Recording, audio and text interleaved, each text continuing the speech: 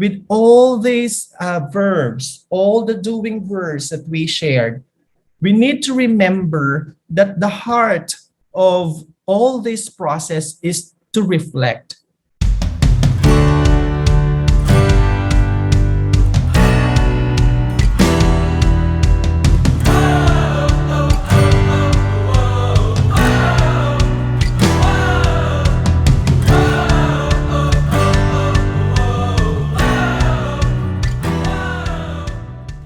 What does authentic inquiry look like in practice? Okay? What does authentic inquiry look like in practice? Ngayon, gagamitin ko po ulit ang aking, may gagamitin po ulit ako para po makasagot po kayo ulit at mag-participate. Okay? So this time, I want you to go, open a new tab, and go to paullev.com/jlouis-a-torres902, which I can put it in our, wait lang po. Nasaan ang aking chat? Okay, ito po. Puntahan niyo po ito. Open po kayo ng new tab. Go po dito kayo sa paullev.com/jlouis-a-torres902. And let's identify what is true inquiry looks like. Yan.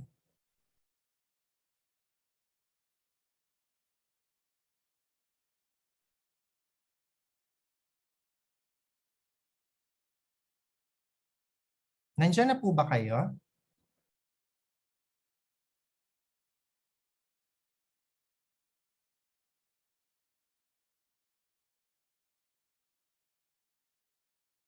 Okay, let me share you this one po.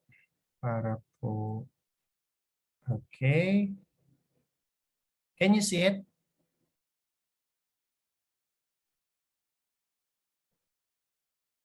I-full screen natin. Yan. Okay.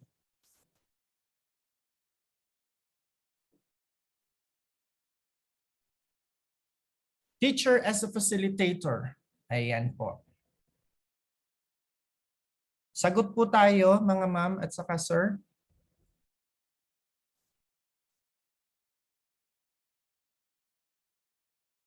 Nakakonect na po ba?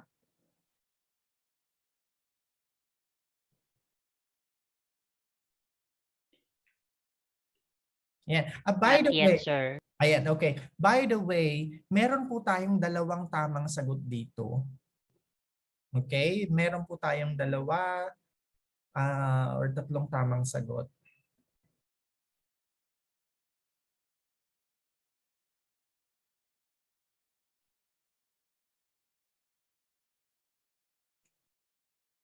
Pero hindi ko nasasabihin kung alin yung ano, hindi ko tawag dito. Kasi yung ginawa dati ni Ma'am Hope, binigay niya yung sagot, di ba? Ayan kasi dito, pag isa lang ang tama, eh kasi may dalawa kasi dito na tamang sagot. Ayan po.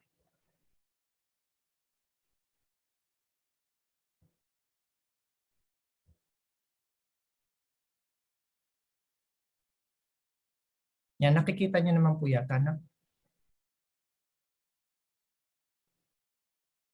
So letter C, ang karamihan na sumagot.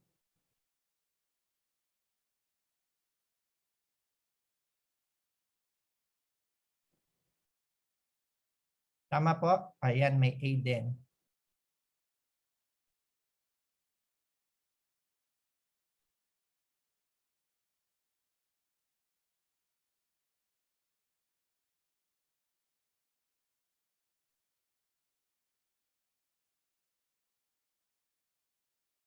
Yan, okay. So, yan, may nagsasagot pa. Sige, wait natin yung iba.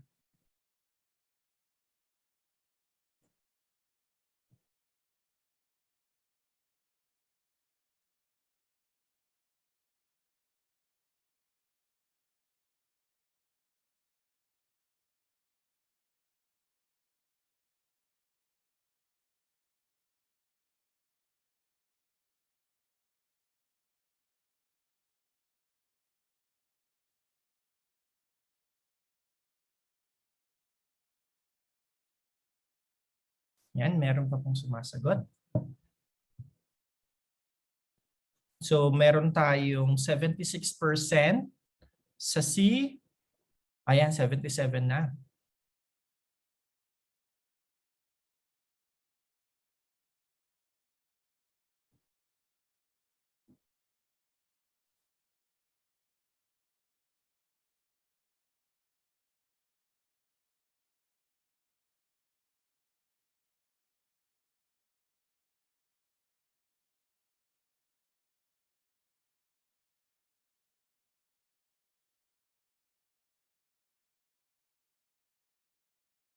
Ayan, siguro wala na, no? Okay, so teacher as a facilitator. Okay po. So with real inquiry, teachers are facilitators as opposed to just a teacher imparting information. As a facilitator, they prompt student questioning and idea sharing with purposeful questions, ensuring that the students have access to the resources as they determine what they need and set clear expectations for student behavior. So most importantly, students are held accountable for their own actions. So eto po, kung mapapansin nyo, may sumagot. Yung letter C, ayan, teacher ensures that students have access to the resources as they determine what they need.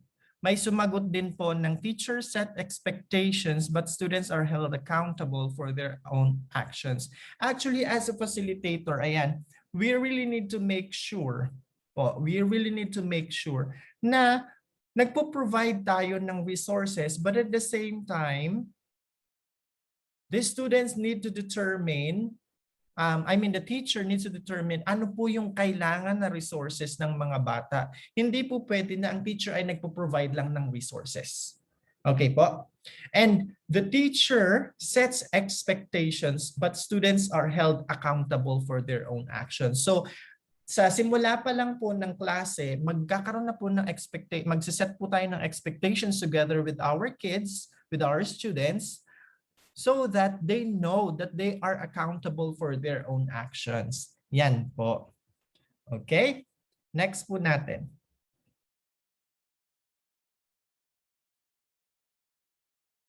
Student ownership.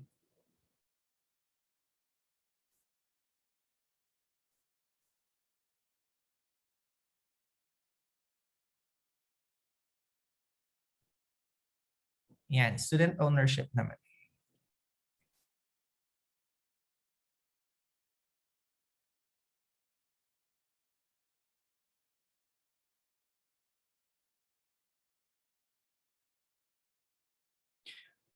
Yan yung iba hindi daw po maka-access. So sige, baka may sagot sila dito. Presenter not found po sa akin. Ay bakit kaya? Sige, sagot lang po kayo dito sa kung hindi po kayo maka-access daw. Sagot lang po kayo dito sa chat box. Ay, okay na. Sige. Ayan. So, student ownership. So, meron tayong 94% sa letter, nabawasan na. Sa letter C, nangungunang letter C and letter A. Okay. Sumasagot sila sa chat box. Sige. Letter C, ang sagot nila sa chat box. Okay. So, here, let's move on. Okay. So, here, ayan, naging 95 na yung letter C. Sa student ownership, let's have nawala na yung letter A.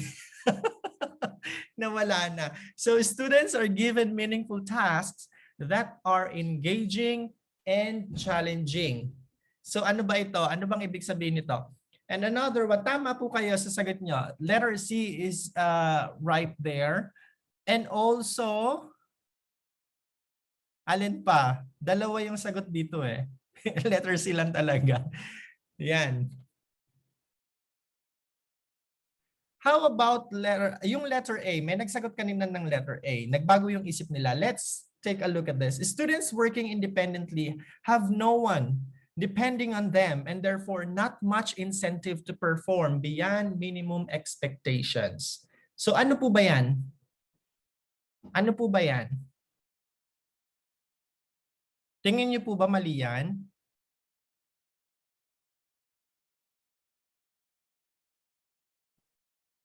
Yan. Okay, so ang tama po dito, okay, the accountability also increases when students are part of cooperative group and others are depending on them. Diyan po natin makikita na ito po ay true inquiry. Bakit po? Bakit po natin masasabi na students are part of a cooperative group and others are depending on them? Because when we give the task sa ating po mga estudyante, okay, part po sila ng meron po kayong groupings, part sila ng cooperative group. Pero makikita mo na may nagli-lead even though hindi ka nagsasabi sa kanila na, "Oy, ikaw ang leader ha." O si ganito ang leader. Yan. For example, si Aldrin ang leader.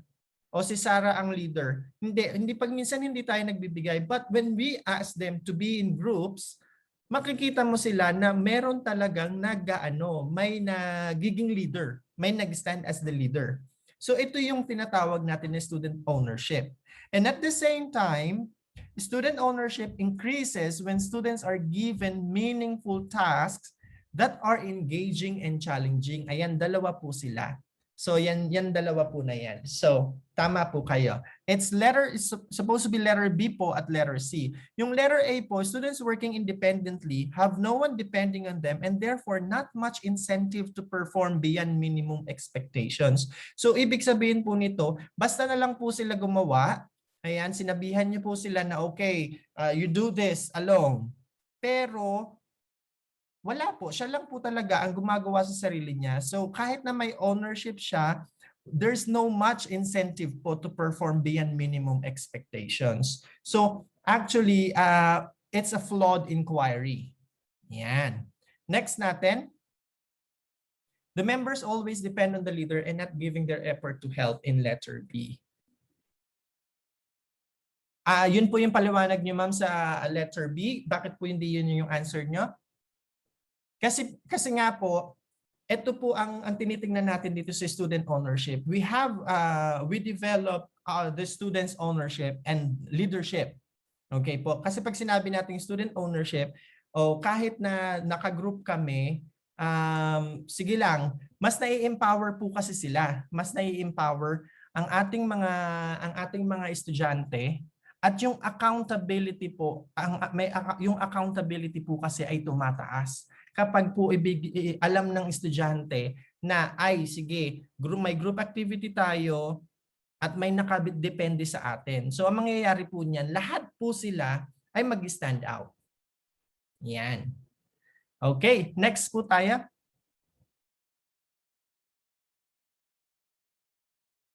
Promotes curiosity and creativity. Yan, promote curiosity and creativity. Ano po ba ito? Sige.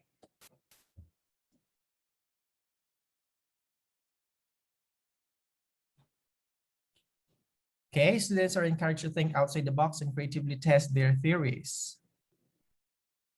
Students explore a concept and ask their questions to further understand what they are learning. B and D for Ma'am Ava.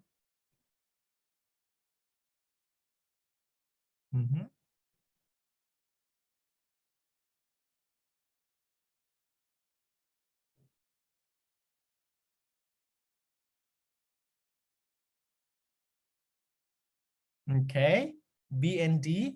Okay, so ito po, when we are promoting curiosity and creativity, masasabi natin that students are encouraged to think outside the box and creatively test their theories. Tama po kayo. The answer here is B and D. Yan, B and D po. Bakit po B and D?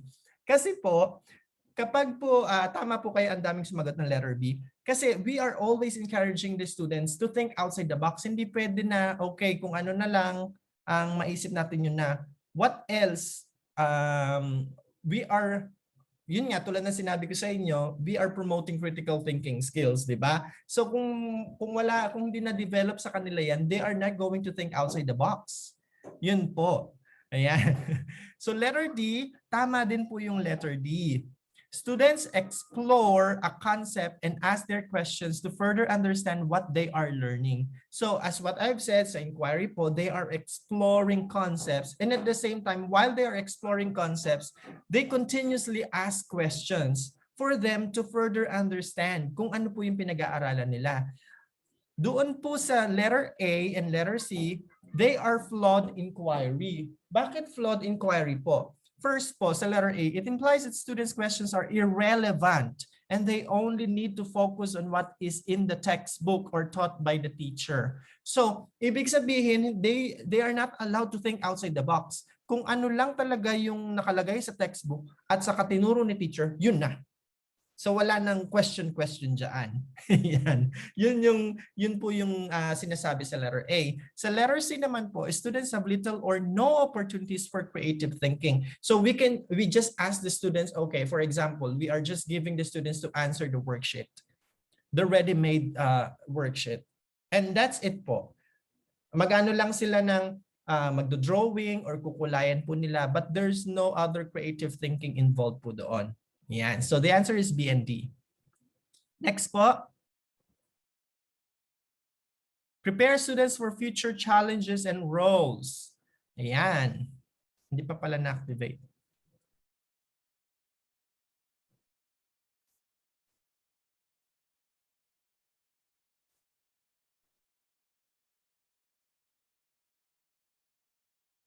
Okay. Students learn valuable 21st century skills.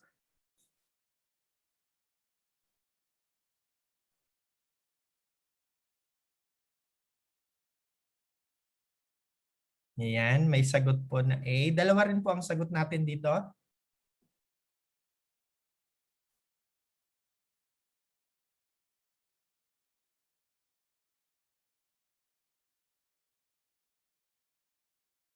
Okay, so majority ay sumagot ng letter A. Yan. Tingnan po natin yan. Actually, letter A and letter D, they are the correct answers. Ayan. So first, students learn valuable 21st century skills such as creativity, collaboration, perseverance, and problem solving. Yan. Syempre po, di ba, ito po yung true inquiry po. We support po yung 21st century skills. Yan. No questions na po dyan. Talagang sa inquiry, talagang we support this one. Creativity, collaboration, perseverance, and problem solving. And also, authentic work. Yan po. Authentic work is representative of what adults do in the real world. So, kapag po nag-i-inquire tayo, pag ang bata ay marunong mag-inquire, may inquiry mindset po siya. Ang bata po ay kayang i-connect.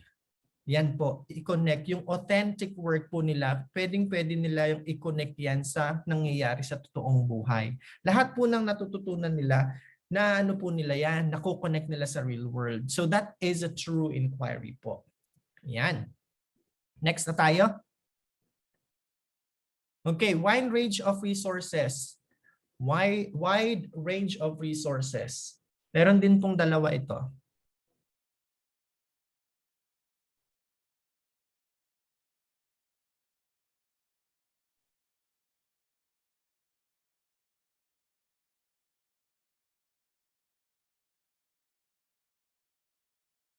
Yan. Ay, hindi ko pala na-activate. Sorry. Sorry po.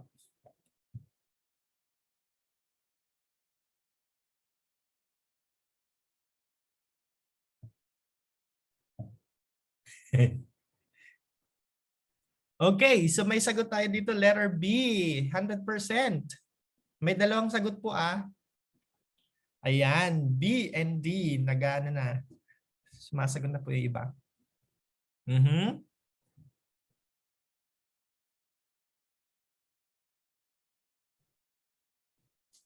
So, ayan po. Okay, let's move on. So, ayan, sige, sagot lang po kayo. The answer here is B and D. Correct. Ayan.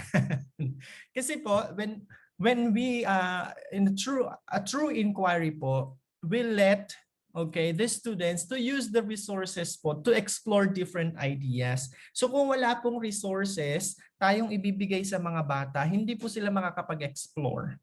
Tama po. Agree po ba kayo doon? And then on the other hand, the students consult experts or conduct their own investigations. Tama po yan.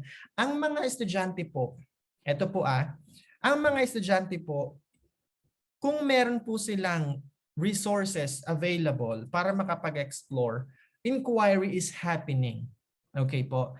Then, alam po natin na ang bata ay may inquiry mindset kung alam nila na kapag nag-consult po sila sa mga experts or nag-conduct sila ng sarili nilang investigations, matutuklasan nila yan, yung mga tanong nila or mga wonderings nila, then they have the inquiry mindset. True inquiry po ang nangyayari dyan.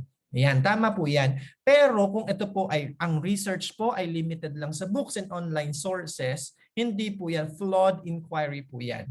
And if the students use the resources by following a plan already built by the teacher, ayan po ay flawed inquiry din. Yan ay ang gagaling na nila. Next, increase opportunities for communication. Wide range of resources using primary, experts, and secondary books resources. Sabi ni Ma'am Christine. Yan. Tama po. Okay, letter C. Ang sagot, increase opportunities for communication. How about the others? Ano po ang sagot ng iba? Letter C din.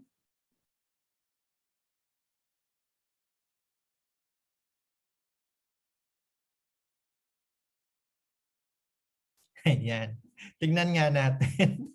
Ayan. Sige. Sagot pa po.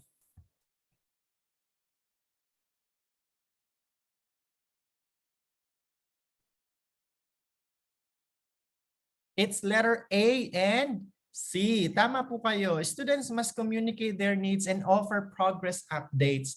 Tama po yan. So, kapag ikaw ay ang estudyante natin, and even as teachers, if we are inquiring for something, okay? Kailangan po nating i-communicate. Ang mga estudyante, tayo di ba po mga teachers, kailangan natin communicate kung ano yung kailangan natin. Di ba po, para sa pagtuturo natin. It's the same thing as for the students. The students must communicate their needs and offer progress updates. So, kunwari nag-i-inquire na yung mga bata, syempre hindi naman natin yan iiwanan na lang sa ganyan. Ang mga may inquiry mindset po, ang mga bata ay naghahanap po sila ng mga resources, nagsasabi po sila kung anong need nila, and at the same time, nag-o-offer po sila ng updates or nagbibigay po sila ng updates sa kanilang sini-search or ni-research. Ayan. And the other one is students may present their findings verbally, in writing, or through a media presentation. Tama po yan. Yan, hindi po, communication is limited to written work or perhaps asking questions by the teacher. Yan, mali po yung letter B. Okay, next. Ilan pa siya? Rigorous questions and activities. Go.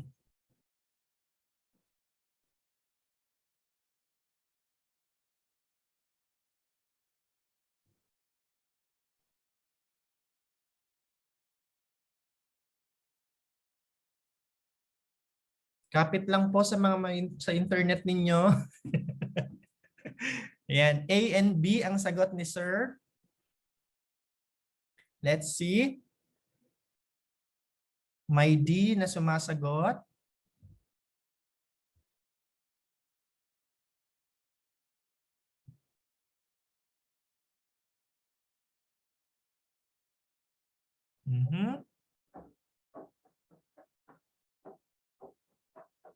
Actives there.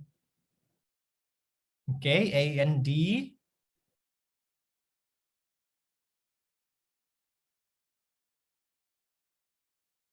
Okay, so let's have this one. Okay, so letter A, questions increase in rigor to include upper level Bloom's taxonomy. Ayan, familiar naman tayo lahat na sa Bloom's taxonomy po, such as synthesis and evaluation. Yan, tama po yan. And letter D is also correct, the correct answer. Students plan their own investigations using the experimental design process.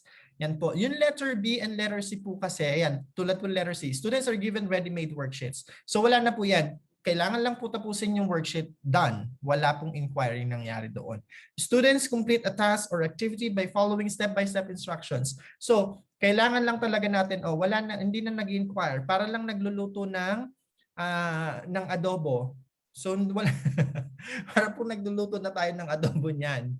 Yan, so merong step-by-step instructions lang at we strictly follow that step-by-step instructions para makaluto tayo ng masarap na adobo. Pero hindi po yan ang tamang inquiry. Okay, next. Last one na po ito. Back and forth flow of knowledge. Ano po ba yan?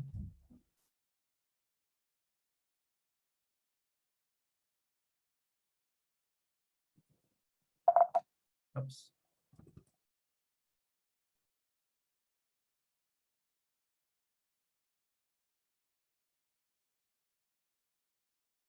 Teacher possess an idea or concept and ask targeted questions which leads to students sharing ideas and asking additional questions. And ano po yung isang sagot? Students build on and defend new explanations and understandings based on evidence. Okay.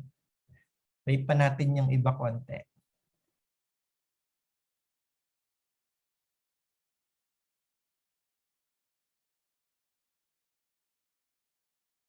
Okay, the correct answer po ay letter A and letter C. Ayan, tama po kayo.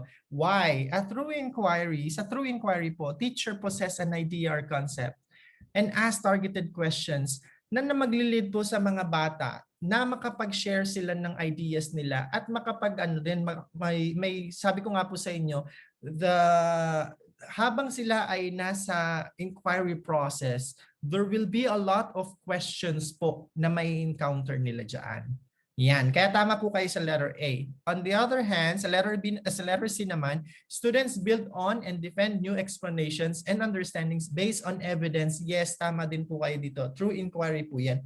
Kasi hindi naman na sila, nung nag-gather na sila ng data, yun na po yung kailangan nilang i-defend. Para lang po sa thesis writing, di ba? Kailangan nating i-defend yung thesis natin. So, but these are based on the data that we gathered and based on our research po. Yung understanding and based on the evidence na ipapakita natin. Yun po yun. So, tama po kayo dyan. Letter A and letter C. Ayan. Tama po kayo dyan. Okay.